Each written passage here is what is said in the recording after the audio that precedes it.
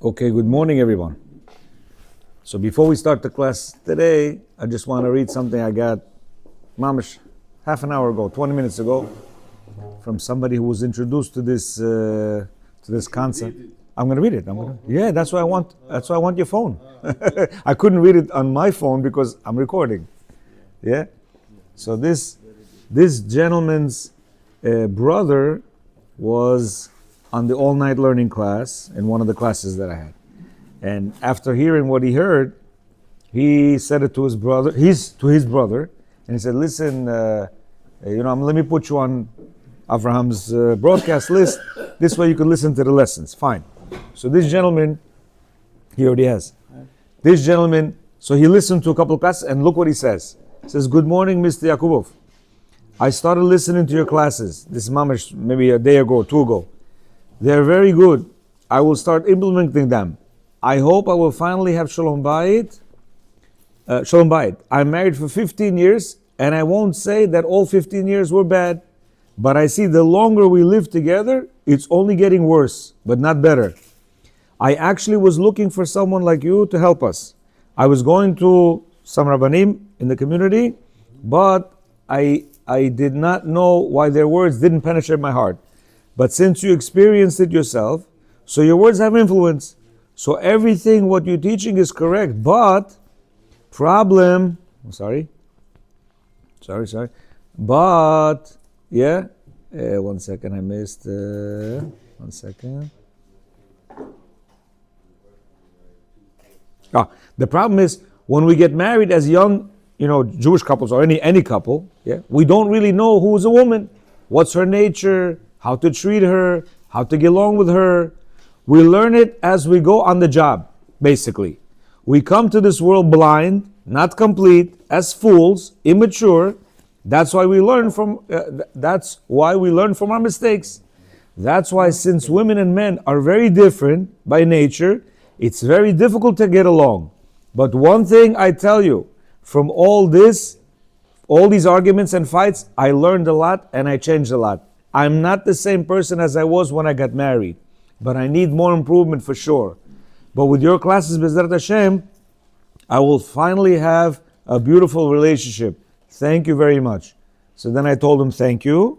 And then he said, because this was 2-3 days ago, he said, by the way, yesterday was the first day of no comments and only good, can't tell you his name, but what I'm trying to say is, a lot of times when people understand this concept, the first thing that they say, no, I don't give any criticisms. I'm not, I'm not one of those men that does that. It's my wife. She has this defense mechanism. But he was a man that said, wow, okay, I got it. I see what my problem is. I didn't know what to do the past 15 years. I didn't know that there was such a difference as a man and a woman. I thought I can treat her as one of the guys and talk to her as one of the guys, yeah, logically, and make her understand, and do this like that, and you should be like this.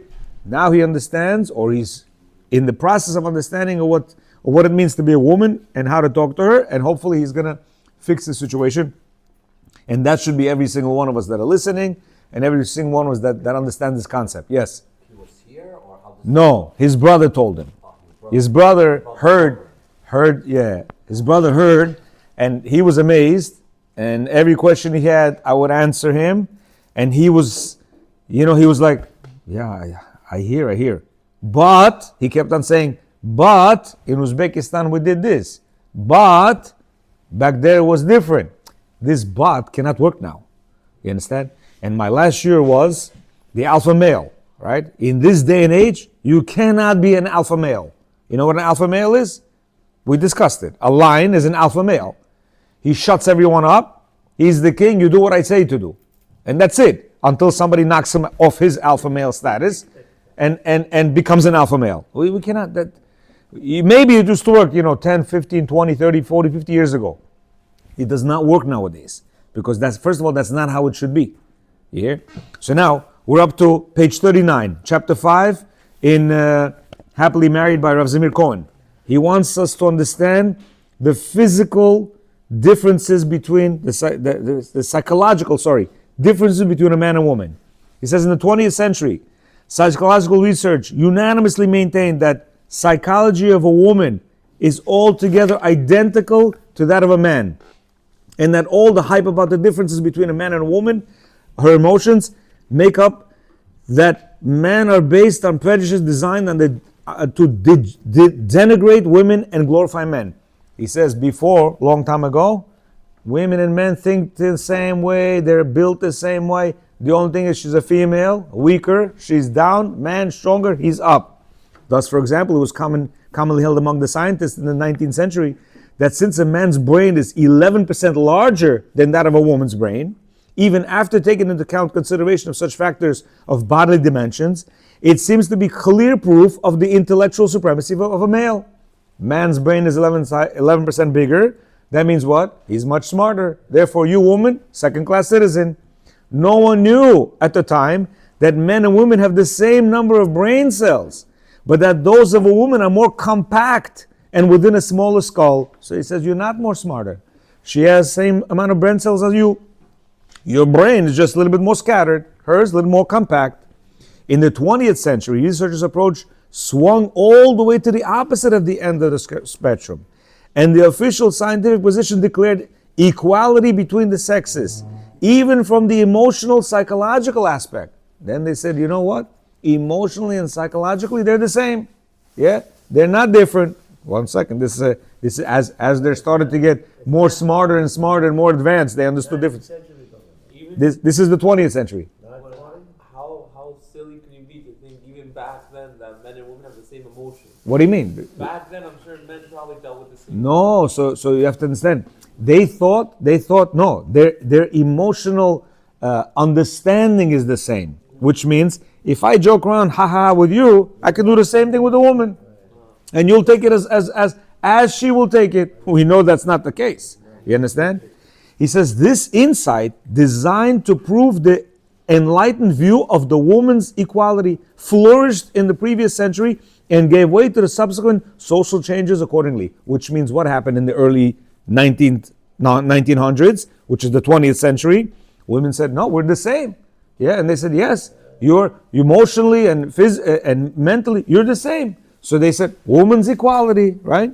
Psychologist Dr. Luann Brizendine writes in the introduction of her book, The Female Brain, for most of the 20th century, most scientists assumed that women are in effect small men, both neurologically and in every other way, except for their feminine roles in childbearing. You hear what they said? They thought that what? Everything is the same except she bears children, you don't. This assumption was the crux of the ongoing misunderstanding regarding the female psychology and physiology until 1990s. We've been talking about 35 years ago. Researchers hardly related to these areas separately from those of men. They considered it equal. She adds, as a personal confession, since I studied in a university at the height of the feminist movement, I embraced the fashionable stand of the 70s and placed the blame on the patriarchal approach of the Western world, which downgraded women and tied their hands. She says, I also believe this shtuyot. Why? Because I grew up in the 70s and whatever, and I thought, yeah, what is this? Why are they tying the hands of a woman and making a man whatever? These two opposing views, which held sway in the scientific world for many years, are both totally dissimilar to that of the Torah, which stresses that not only does a woman possess an intellect equal to that of a man, but even that God instilled in a woman a greater measure of insight than man. He says, no, she not only thinks, more intelligent than man, she's actually a little bit smarter. Why? Nida 45b, go look over there. Even so, the Torah notes that there's a significant psychological difference between men and women. So much so that both their emotional and marital relationship depend on their proper understanding of these differences. He says, we're very, very different emotionally and psychologically, that in order for us to be able to deal with her, you have to understand who she is. By the way, you have to understand who she is, not she understands who you are. The Rambam in Mishneh Torah, he writes, which is accepted as a basic Jewish thought, enumerates a list of demands made upon the husband on how to relate to and treat his wife. He draws up a completely different list for the wife's relationship to the husband, as we was explained upon in the previous chapter. These differences, dealing with the different spiritual roles of each one in this world, are rooted in the fact that the family nest needs a strong father figure to conduct the family issues vis-a-vis the outside world, right? He says, what do we need a male for? As in all that, the male has to be a protector, as well as a gentler figure to maintain the home inside, correct? That's why they have two different mindsets, two different builds, two different understandings. To a certain extent, to be sure, each spouse is capable of taking charge of the other's duties as well. He says, don't think that the man cannot do the woman's job. He could wash the dishes, cook, this, that. He could do that. And the woman could also, he says, do the male job. How? Yeah, work and things like that, yeah? He says the Torah's position was openly rejected by the feminist movement, which saw a searing insult to women from the very idea that women are inherently different than men. Yeah? The Torah says women are different than men. And therefore the feminist movement was completely against this. Why? Because they want to say equality. It says these movements fail to comprehend that being different does not necessarily denote inferiority. If I'm different than you, it doesn't mean I'm worse than you. It doesn't mean I'm better than you. I'm just different. It says their error lay in the distorted approach of those times, which no-toed to brawn and brazenness, while downplaying refinement and modesty as shortcomings. Since women are more reserved by nature, they sought to lift her up by denying any weaknesses and claiming that they are as virile as men. They wanted to say women are not weak. They're just as strong as men. Yeah? He says, in truth, this claim is much more offensive since it states that a woman is not as valuable, that a woman is not of value as a woman except by comparison to men.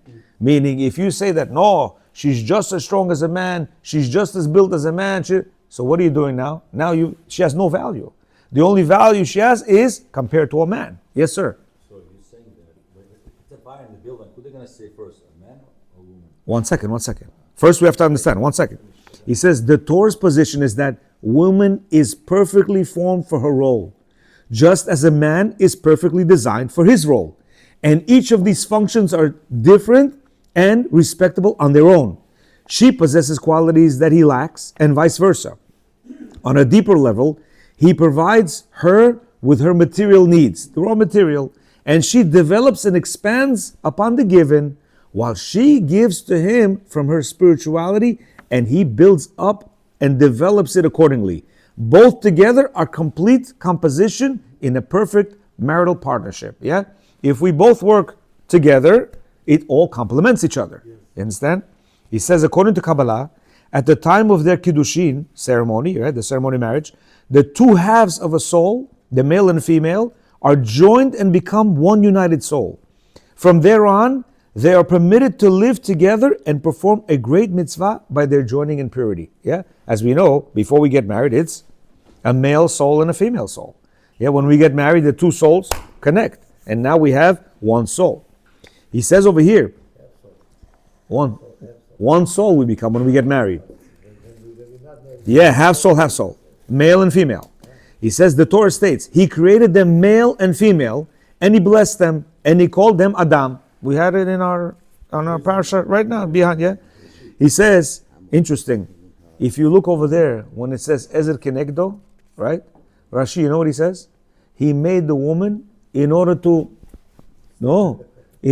prune him, right? In order for him to build his character. Rashi says openly. But yeah? she is already complete. Yeah. Together they are called Adam, for they complement each other in a mutual symbiosis. It was only at the end of the 20th century that a revolution took place. Modern myth regarding the equality of the sexes from the psychological viewpoint, which held sway until they began crumbling. It turned out that even though over 99% of the 30,000 genes present in the DNA of men and women are identical, that minuscule, less than 1% variance affects every single cell in our bodies. You know what he says? He says 99% you're the same. But that 1% makes the change for the whole thing. For the whole thing. Why? This cell, 1%. This cell, 1%. This, so it affects the whole change, that 1%. No, 1 second. From the nerve cells which absorb pleasure and pain to those that transmit thought, emotion, feelings, and perception.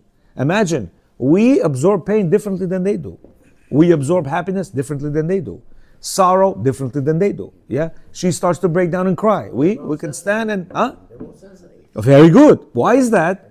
Why is it? They're 99% the same way as man. Yeah, but the 1%. Oh, here is a main summary of the latest studies in the different field of psychology and the general function of people in which very significant differences were discovered between men and women. He says like this, in the mid-80s, Professor John Mayer Levy from the Chicago School of Business Administration proposed this theory of selectivity by which the brain of men and those of women use different methods of applying information.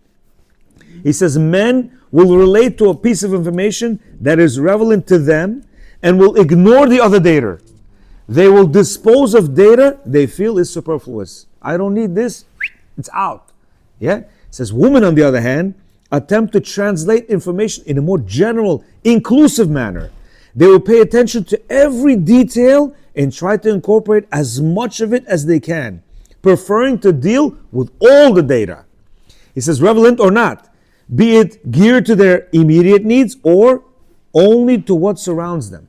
So when we see a man, yeah, I see you as Dr. Boris, let's say, yeah. What do I need from you? I need your whatever. Woman sees him, he's got this jacket under the shirt, he's got a white shirt under the pants, meaning the shoes are like this, his hat is worn this way. He's like, me, I don't see that. I see just Boris. I need him for a certain task. Yeah? She looks at him completely differently. That's why a lot of times we think, why is she reacting to a certain thing that I might have, said, done? Because it's not only what you said, it's how your eyebrow was positioned, it's the eye that you had, it's the lips that you had, she sees the whole thing. Oh, it's not that he said that I can't get the carrots. It's the way he said I can't get the carrots, and that's why I'm upset. What do you mean? Yeah? Honey, can you get the carrots? No. You know what I mean? or whatever. So we don't understand. He says, they see it completely different. Our sages taught us in Nida that God instilled in a woman a greater measure of insight than man. The original term bina stems from the Hebrew word for contemplation and is also connected to the word for building. In other words, a woman studies the details that men tend to overlook, and through her innate intuition will construct a thought structure which man is incapable of doing. You hear what he's saying? He's saying she will, in her mind, construct a whole thing that by us, bichlal, you like that word, is not even in the works. You hear? This is why when Rabbi Elazar ben Azariah was asked to serve in the prestigious office of the prince, right? We read this in Pesach, right? The 18-year-old with the white beard. They said, "Oh, we're going to make you a head of the yeshiva." Yeah, he asked to leave to discuss with his wife, who might notice a significant detail that he would have maybe glossed over, as related in Berachot 27b. Meaning, he said, "You know what? Let me ask my wife." She was much younger than him. Choana's night. What does she know? Yeah, but he said, "No. He knew. He's a Talmid Chacham. He knew that she looks at the whole picture differently." And by the way, she gave him a good advice. Well, over there, she said, "Listen, you take it now, yeah, but when the things come to Eta, you're too young. It's gonna be an embarrassing situation and whatever. Better you not take the job." Says Professor Meyer Levy also notes that women have a stronger connection between the two brain hemispheres, which is why they are able to carry out different tasks simultaneously. In extrapolating information, they use both halves of the brain at the same time, as opposed to men who deal with information with only one side of the brain at a time. Here, he says, with the advancement of pioneering research, an amazing discovery gained wide publicity in the year 2000, through Professor Simon Brown Cohen's scientific work, a leading professor of psychology and psychiatry in Cambridge University.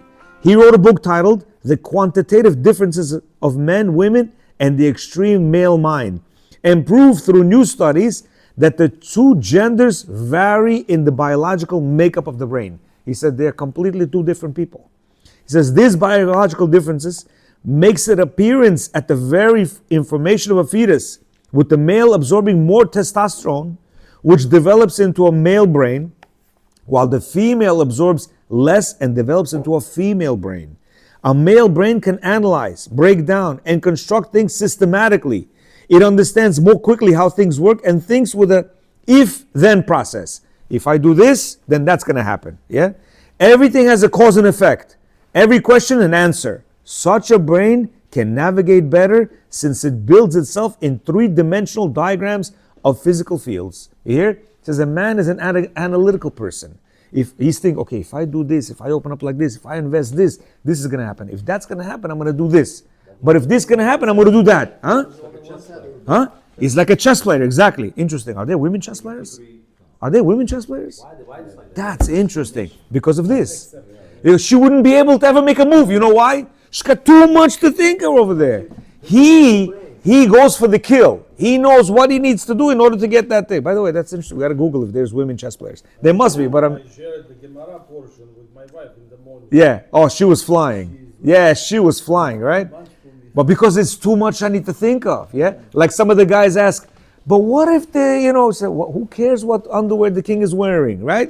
But that's what's going to happen. But what if the house had a blue roof and not a, who cares? The roof fell, he's got to do this and this and that, He says, a man will not, But one thing I have to comment. Yeah. Your permission. Yeah, Rabbi, my permission. What Rashi is saying there, yeah? Ezer Kenegdo? As you can So Rashi is saying as follows. זכה עזר. לא זכה Oh, yeah. כנגדו. Meaning, מה זה לזכות? What is this? Right? Like, זכית בלוטרי. Meaning you won the lottery. And so people will say, if you're lucky, right? So it's so far away from the reality. It's not correct. מה אומר רש"י? ככה? מה אומר? או, אז עכשיו צריך להבין מה רש"י אומר. מה הוא אומר ככה? רש"י אומר, זכה, איש ואישה זכו, שכינה ביניהם. If a man and his wife זכו, meaning if they have luck, what the street says, שכינה ביניהם. מה פתאום? So, מה זה זכו? מה זה זכו? מלשון שמן זית זך. In English, Rabbi. שמן זית זך, meaning purified oil. Right. Purified. The more you purify yourself, yeah, the more your wife will be ezer. She will help you. If you're going to talk like, I don't know what, like a Spanish guy, or you're going to act like this, so be prepared. She's going to be kenegdo. She's going to do everything against you. Everything. That's number one. Number two, it sounds very easy. Okay? They talking about regular cases. But if you're sitting on the chair of the advisor or therapist, if he will not know where you grew up, what did you see at home? Why does she have such an anxiety? If you don't know this history, most probably all the advices that you will give will not work. will miss the target, will not work. You have to know for sure what was the atmosphere in her house. How would you know, Rabbi, 30 years ago? She How would you know? is there. All the traumas are there. We think it's trauma, we think it's not trauma. Actually, we just think it's regular. What? We don't know if it's trauma or not. How do we know that? So everything is 30 years ago, trauma. Something happened to me. She. I think it's normal, but it could be trauma for somebody else. I don't know that. For yesterday, I spoke to a couple, and I saw that the husband has a trauma.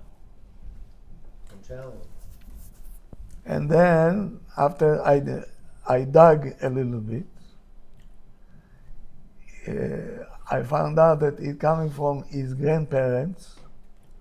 The grandfather used to curse everybody, and he now cursing his kids. Yeah, and cursing himself also. That is a normal thing, right, Kodra?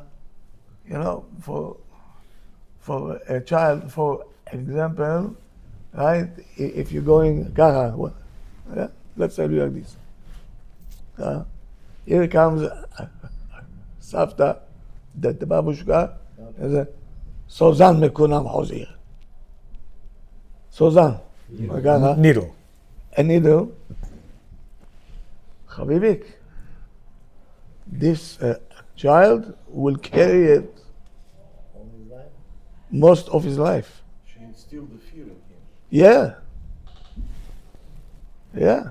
Rabbi, how do you like treat trauma, and is it different for treating trauma of a man versus treating trauma of a woman?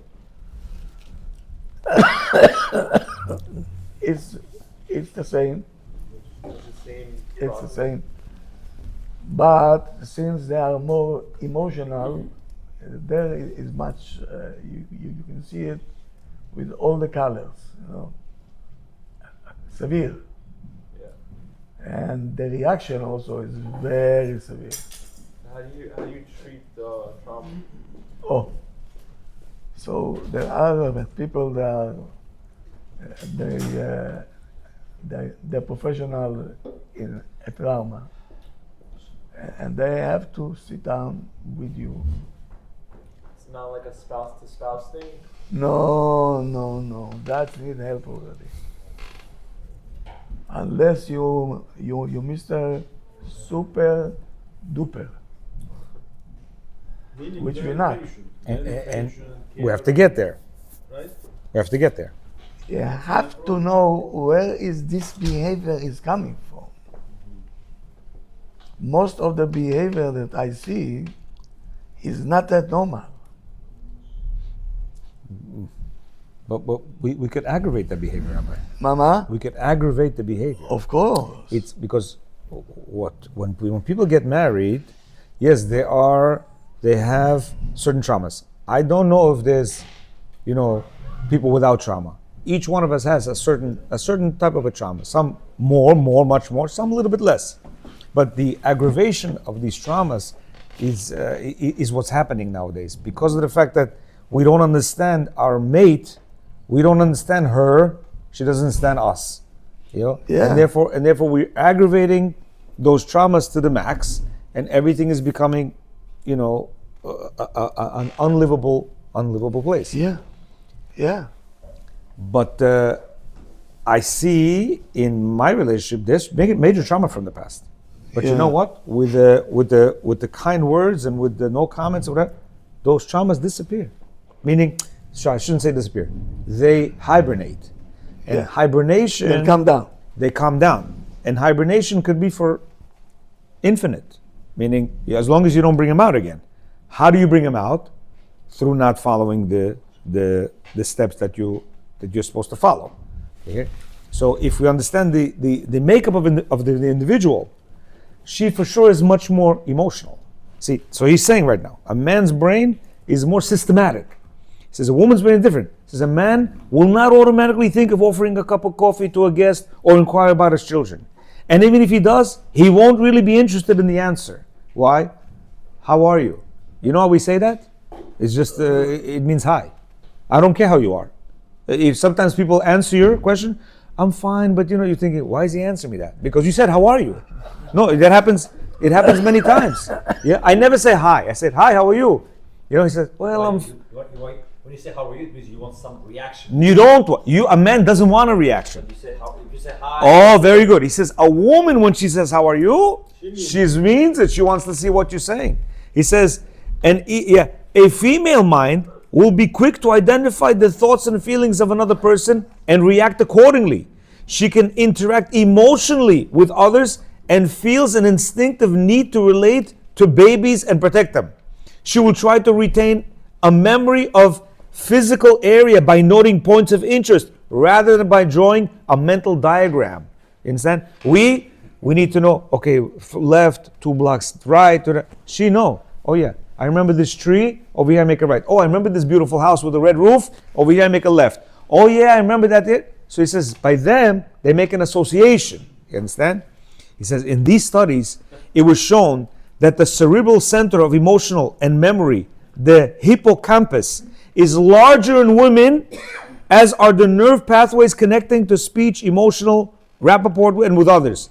This means that a woman, on average, can better express emotions and remember the details of emotional events. This is an answer of why she never forgets. Because her hippocampus is much larger.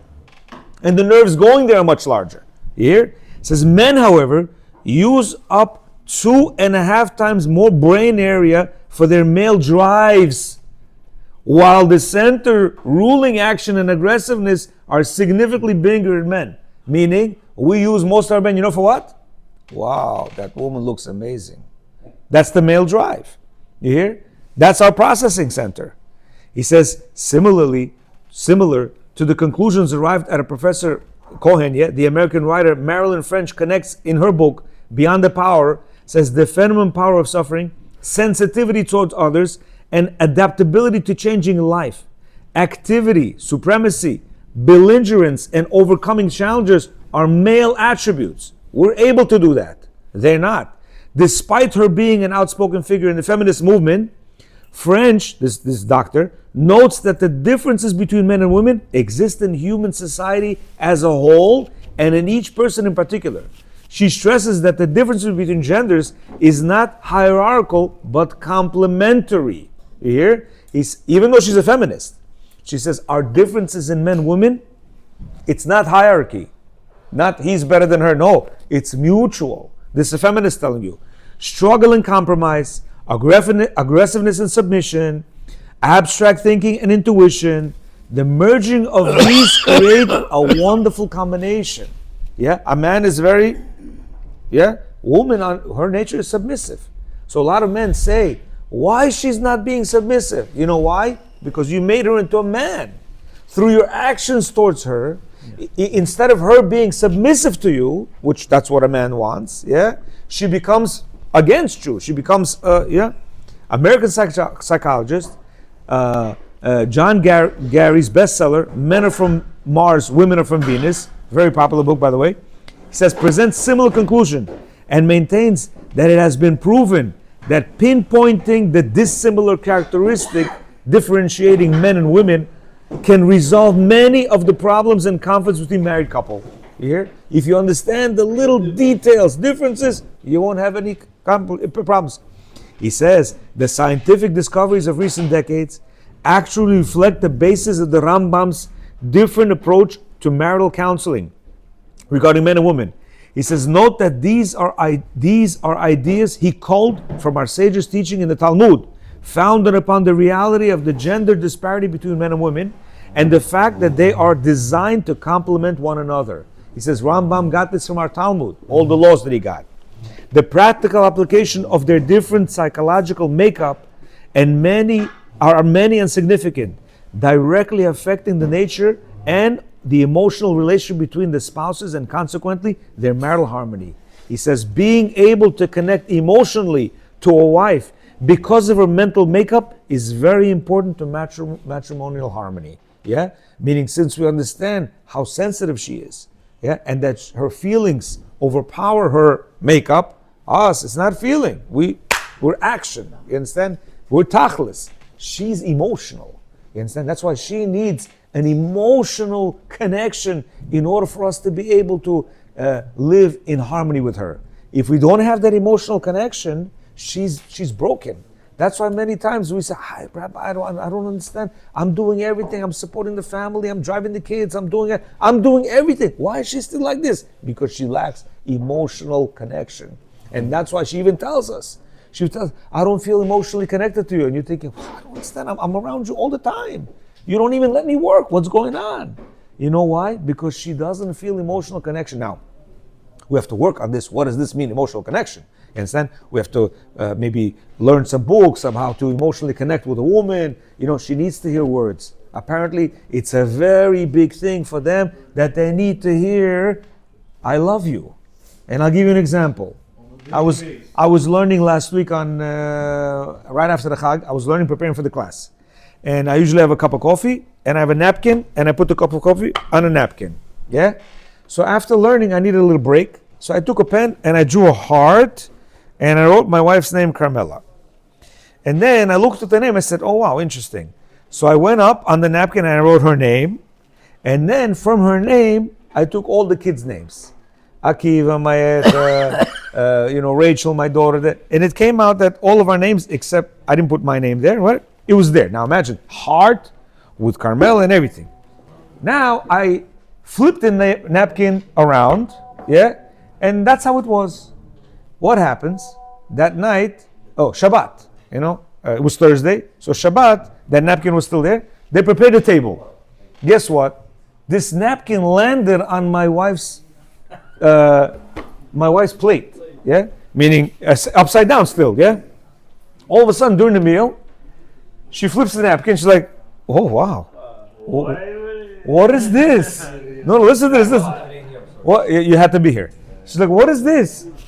I drew a heart in the morning when I was learning, heart, my wife's name, then I made a whole name with the names, whatever, and I flipped it over, just during Shabbat, a day later, this, you didn't even know it existed. This napkin landed on her fork, spoon, knife. Yeah. When she turned it around, she sees this. She's like, "What is this?" And I'm looking. I thought it was in the garbage because it wasn't meant for anyone. It was just meant for me. So she says, "Wow, what an interesting thing. This and that." No. So listen to this. Listen to this. Even after seeing this and everything like that, that night when we go to sleep, she goes, "You haven't told me you love me." Oh. Could you imagine this? You find a heart nonchalantly. You know what nonchalantly means? You found it accidentally. You found a heart. You see a heart with your name and different things. You're thinking, "Wow, if I find out with my wife doing that, I'd be like, oh, my wife loves me," right? Look at this woman's brain. She sees it. I want to hear it. How'd you react? I said, I always did. I said, "I love you." What do you mean? How could I know? I said, you kidding me? You want to hear that I love you? I said, no. Remember, it's this. It's not this. Their eyes see you working like a dog. You supporting them. You bringing shopping. You taking the kids driving. You doing this. You doing that. They see everything. But guess what? He doesn't love me. Why? Because this. Tell me honestly, did you get annoyed? I did. I got a little bit. No. But you know what? It's a test. Who's a man? You know who's a man? A man, you know what's going to say? "I don't understand. Didn't you see that thing was a heart, your name, this and that? You didn't see that? I didn't even plan that thing. You want me to say, 'I love you'? Come on. You kidding me?" Yes. That's what they want. And a real man, you know what he's going to say? "You're right. I didn't say I love you this past hour. I love you." You hear what I'm saying? "I love you." That's what they want to hear. They want you every hour like this. "Motek, I love you. See you later." 2 hours later. "By the way, did I tell you I love you?" I guarantee you, if you do that to her, she's going to be so in the blue. She's, stay at work. You could stay at work 24 hours a day. But when you don't call her and you don't say anything, you know what she says? "I want you home at 5. And if you don't say anything, I want you home at 4. And if you don't say, "I want you home all day. I want you home all day." And she's going to be like this. No. And you're thinking, "What new? You said all day I'm here, home. Don't you want to say anything?" That's their favorite line. "Don't you want to say anything?" What? Whose wife didn't say that? "Don't you want to say anything to me?" Yeah, what time was I on lunch? You know what I mean? What did you cook today? You know? I mean, come on. Did you clean the bathroom? What do you want me to say to you? You know what I want to hear?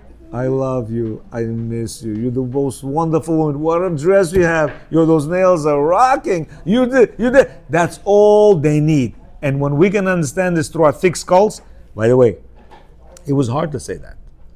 Even though it's only 3 words. I love you. It was hard to say. Of course it's hard. Because Why? You know Why? why? Because you already feel that way. You're like, get it through your head. Mujik knows this guy. Yes, I love it, but it was hard, I gotta say. I feel aggravated in that moment. How are you gonna make your Oh. face look all nice? They know it. You know, Hashem says, this is a man. When you're gonna stand there and say, oh, of course I love you. You see, we, for some reason in business, very quick to react. We, when it comes to reaction and the car, we had when it comes to our wives, boom, we're not good to react. We first get hurt like a woman, oh, and then we're like, and then we're like, yeah,